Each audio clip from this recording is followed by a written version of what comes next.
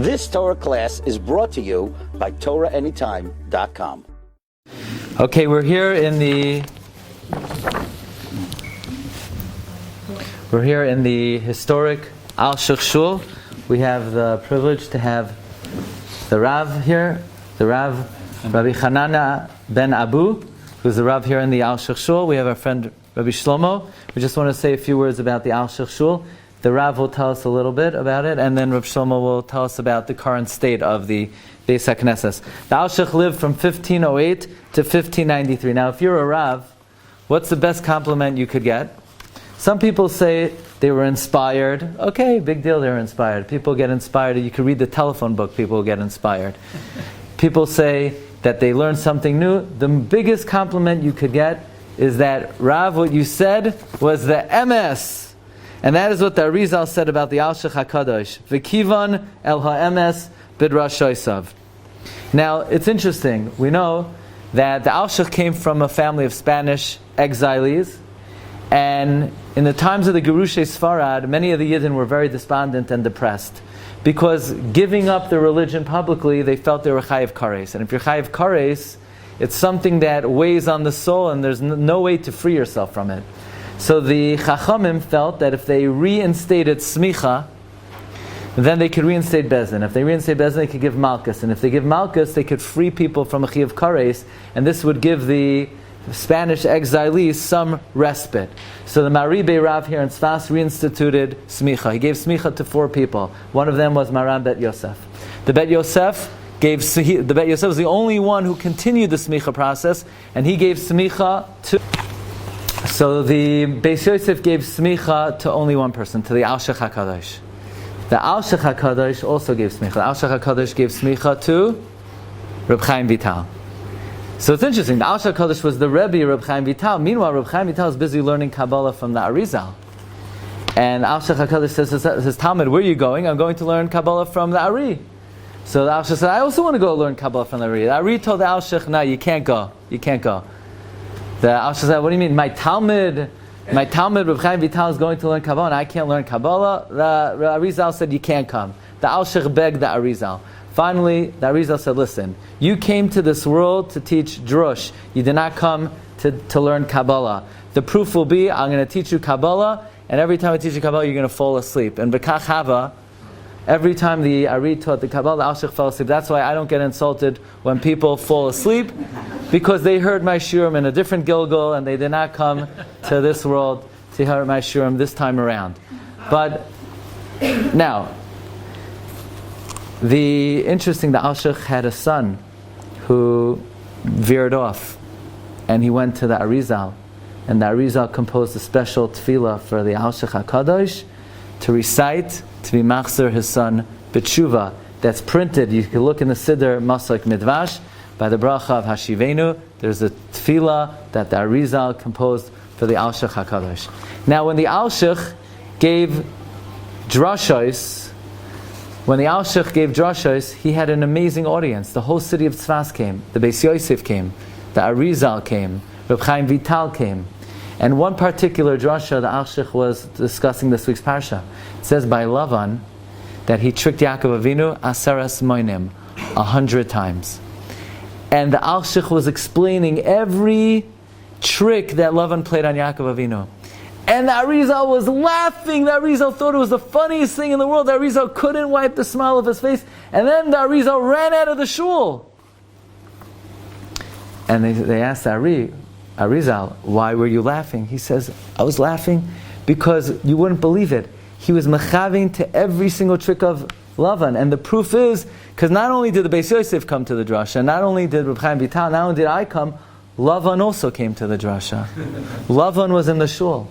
And Lavan was nodding his head. Oh, I can't believe you got my trick. I can't believe you got my... But Arizal says, I can't be at a shiur together with Lavan. So I had to leave the shiur. So that's this week, Parshas Vayetze. The Alshich has an amazing approach to Sefer Bereshis. He says that when Adam Harishon ate from the Eitz Hadas, and Chava ate from the Eitz Hadas, Ba Nachash HaChava v'hito ba Zuhama. The Nachash injected Chava with a spiritual contamination. And the job of the Avos HaKadoshim was to expunge the zuhama of the Chet al Eitz Hadas. So Avram Avinu, in order to get out, you know what zuhama is? So nowadays they have a crock pot. And in the crock pot you have a plastic lining. So when the Shabbos is over, you just throw out the plastic lining and the pot is good to go.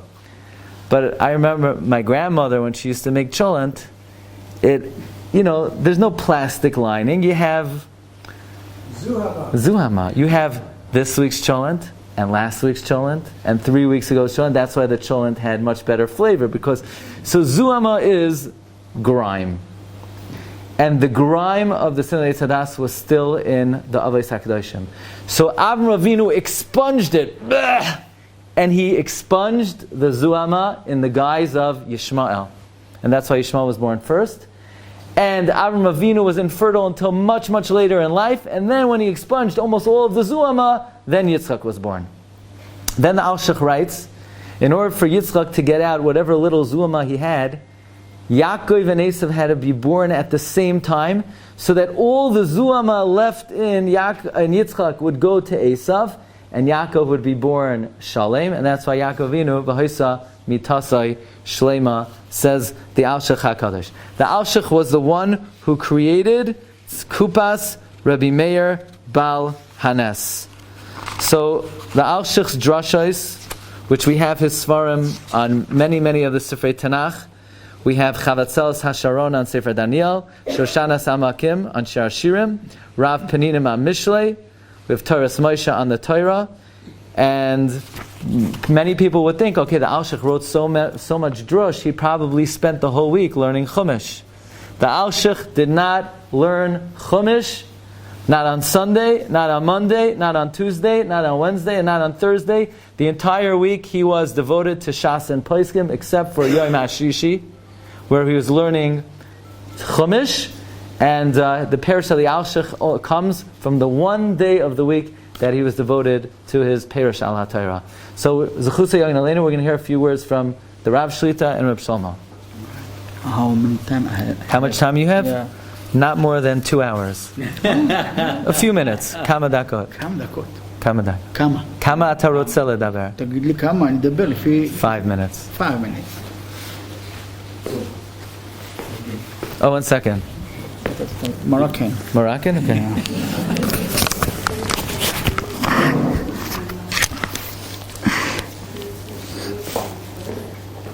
ברשותכם, ברוכים הבאים. Welcome. אני רוצה להתחיל בסיפור קטן על האלשיך, ולאחר מכן נדבר על הבית כנסת עצמו. It's going to say a little story about the Alshich and then talk about the synagogue itself. הגבאי שלנו נמצא כאן, קוראים לו יוסף בוכניק. ומסופר שהאלשיך, כשהוא נתן פה את הדרשות שלו, אז הגבאי שמע גם כן את הדרשות של האלשיך הקדוש. יום אחד האלשיך הקדוש אמר שרצויים לפני השם לחם התמיד. לחם שהיו מקריבים, שהיו שמים בבית המקדש.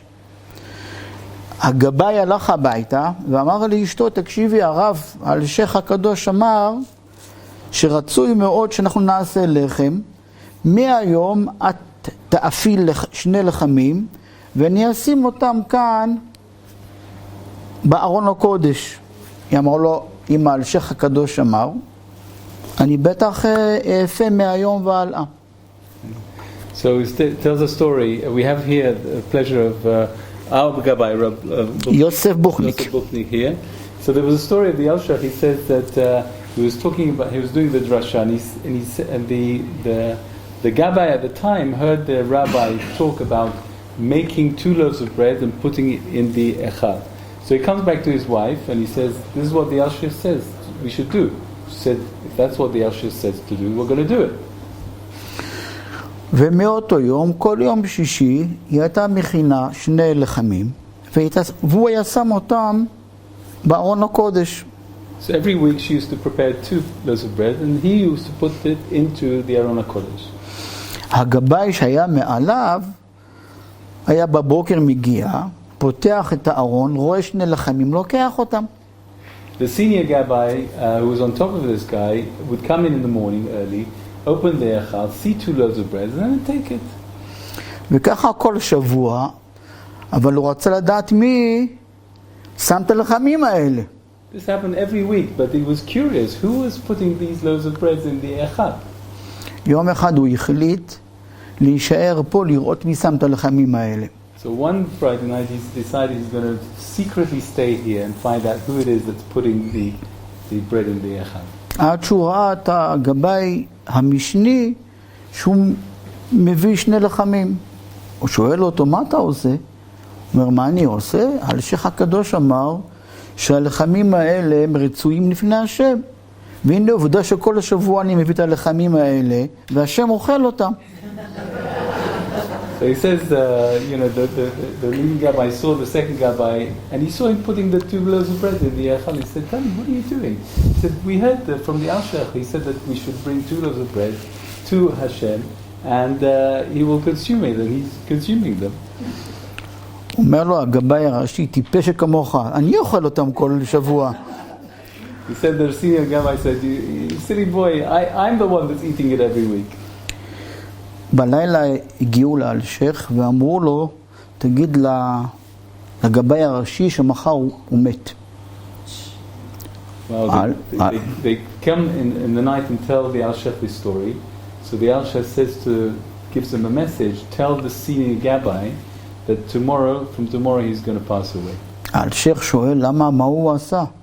הוא אומר, כי הלחמים שאותו איש תמים היה מביא אותם, היו רצויים לפני השם, כמו בזמן בית המקדש. ולכן, זה שהוא בגללו הוא הפסיק את הלחמים האלה, אין לו יותר זכות לחיות. We're saying that when 2 loaves of bread were presented to Hashem, it was like the times of the Beit HaMikdash. And the minute that it was stopped, this process was interrupted, and that was the cause for his passing away. אתם עומדים במקום מאוד קדוש. המקום שאתם עומדים זה מקום שהוא לא נקרא על שם האלשיך הקדוש, אלא של האלשיך הקדוש. פה במקום שאתם עומדים, האלשיך הקדוש עמד ודרש את דרשותיו, כשהארי יושב כאן, רבי יוסף קארו יושב כאן, יושבים ושומעים את הדרשות. ולכן זה לא מקום על שמו של האלשיך, לא כמו כל בתי הכנסת על שם, אלא בית כנסת הוא של האלשיך הקדוש. הקירות האלה שאתם רואים הם בני 600 שנה. So this is the very holy place you're staying in. The Alshich himself would give his famous drashot from here, and his audience were no less than the Ari HaKadosh and Rabbi Yosef Karo and other very important rabbis in Tzefas. And the walls are vibrating that holiness of the Alshich. רק 4 אנשים עלי האדמות קיבלו את התואר הקדוש. הראשון שבהם זה היה האלשיך הקדוש.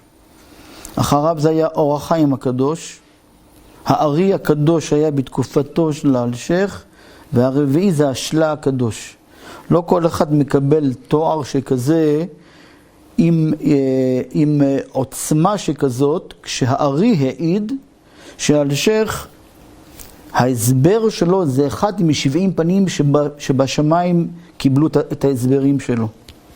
So the Rav says that there are only 4 rabbis in the history of our heritage that were called Kadosh. Ari HaKadosh, Alshich HaKadosh, Or HaChaim HaKadosh, and Shla HaKadosh. And so it's not for nothing that he was called HaKadosh. His drashot that we're learning, it's as if he is able to read inside the minds of the characters of the Bibles. I mean, he's so holy that the Ari described his drashot as being one of the 70 accepted interpretations of the Torah from the heavens. היו בצפת 2 רעידות אדמה. אחת לפני 180 שנה, ואחת לפני 170 שנה בין רעידה לרעידה. הבית כנסת הזה הוא הבית כנסת היחיד שהצליח להחזיק מעמד את שתי הרעידות בלי שיקרה לו שום דבר. There were two famous earthquakes here in Tzfat, with 100 years apart, and the shul of the Ari HaKadosh, the Alshich HaKadosh, was the only shul to survive both earthquakes.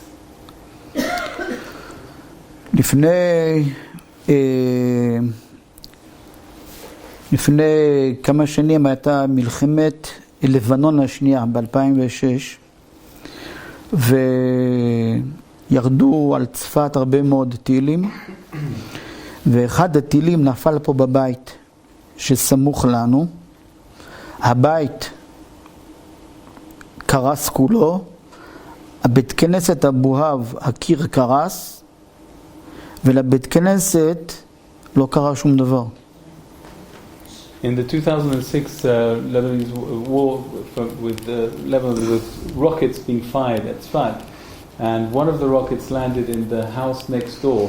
There's a big house in between the Abu Haf Shul and the Ari and the Alshich Shul, and that house was completely destroyed. One of the walls connecting with the Abu Haf was destroyed, and this shul was completely intact.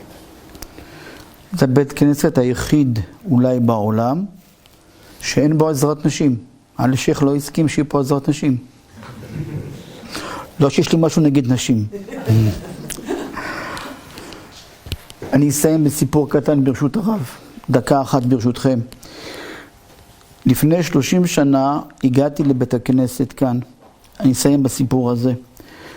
וכשהגעתי לכאן ראיתי שאין עזרת נשים. ניגשתי לגבאי הראשי.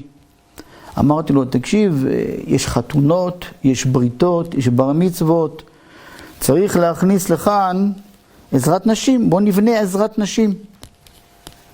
So the Rav says that לפני 30 שנה. before 30 years, the Rav came to the shul and he noticed there was no women's gallery. And he asked the leading rabbis, let's put a women's gallery in the shul. ואז הגבאי אמר לי, אני בשום פנים ואופן לא מסכים. אם אבא שלי לא עשה והסבא שלי לא עשה, אתה לא תעשה. אמרתי לו, תקשיב, אני מוכן לנסוע לרב מרדכי אליהו. אם הרב מרדכי אליהו יגיד לעשות פה עזרת נשים, אתה מסכים? הוא אומר, אני לא מסכים, אבל תעשה. So he went to the Gabbai, who was the Gabbai for 9 generations. 9 generations. He came to the Gabbai, he said, listen, I want to make a women's gallery. And he said, I don't agree. So the Rav Hanania said, I'll go to Rav Mordechai Eliyahu, who was the chief rabbi of Israel at the time. And if he accepts, would you accept? He says, I don't accept, but if he says yes, then go ahead and do it. ניגשתי לרב מרדכי אליהו ואמרתי לו, כבוד הרב, סיפרתי לו את הבית כנסת של אלשיך, 600 שנה וזה. בשום פנים ואופן אל תיגע בבית כנסת. אמרתי לו, הרב, אבל אין עזרת נשים.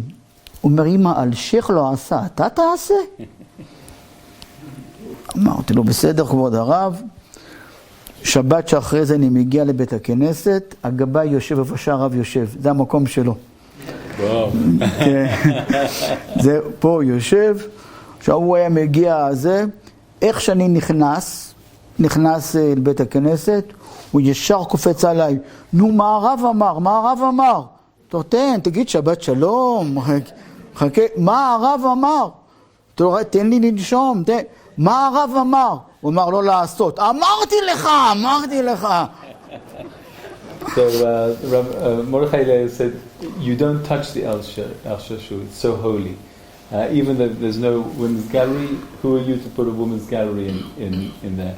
And so when he came that Shabbat, the Gabbai was sitting over there, where the Rav is sitting, and he jumped up to him and says, what did the Rav Mordechai Eliyahu say? And he said, don't put it. He said, I told you not to, I told you. ולכן באמת אנחנו משתדלים להשאיר את בית כנסת בקדושתו, וכמעט כמו שאתם רואים, כמעט אין שום שינוי. הרצפה, הקירות, ככה 600 שנה, כמעט ולא נגענו בבית כנסת, הוא נשאר כפי שהוא, בצורה האותנטית שלו כמעט 600 שנה. ברוכים הבאים. So for 600 years, we kept everything as it is, the same floors, same walls, everything is authentic. And in fact, if I can add to the Rav, we're trying to build up an interest of people who want to preserve this holy space. It's not just a museum, because we pray here every morning, every mincha, every Shabbat.